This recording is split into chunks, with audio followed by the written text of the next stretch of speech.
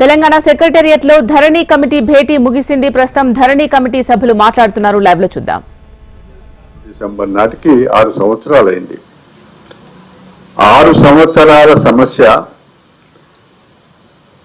అన్ని విధాలుగా ఈ రాష్ట్రంలో ఉన్న రైతాంగానికి అనేకమైన సమస్యలు తెచ్చిపెట్టింది. సమస్యల పరిష్కారం చేయాలి ప్రభుత్వాలు, కానీ సమస్యలను తెచ్చిపెట్టడం అది సబబు కాదు, మంచిది కాదు. అందుకే కాంగ్రెస్ పార్టీ ప్రతిపక్షంలో ఈ సమస్యను బాగా అర్థం చేసుకున్నాం. పరిష్కారం కొరకు కూడా ఒక ఆలోచన చేసినాం.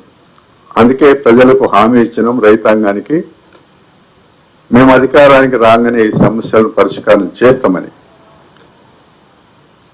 గౌరవ ముఖ్యమంత్రి గారు కూడా ఈ కీలకమైన సమస్య విషయంలో చాలా వేగంగా అడుగులు వేసిండ్రు. ఒక సమావేశం వారి అధ్యక్షతన సంబంధిత మంత్రులతో జరిగింది. అది అందుకే నేను మీతో మనవి చేసేది,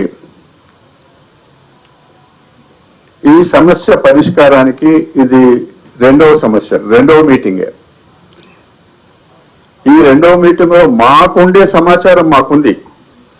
వీరు చట్టాలలో చాలా ప్రావీణ్యత ఉంది, వీరు అధికారిగా పనిచేసిన వీరికి అనుభవం ఉంది. ఆ కమిటీలో ఉన్న రేమండ్ పీటర్ గారికి సిసిఎల్ఏగా అనేక పదవులలో వారు ఉన్నారు, వారికి అపారమైన అనుభవం ఉంది. ఇంకొక మధుసూదన్ గారికి, వారు జాయింట్ కలెక్టర్ గా రిటైర్ అయిన వారికి అనుభవం ఉంది. కాబట్టి ఈ కమిటీ పైన, ఇప్పుడున్న ప్రభుత్వం పైన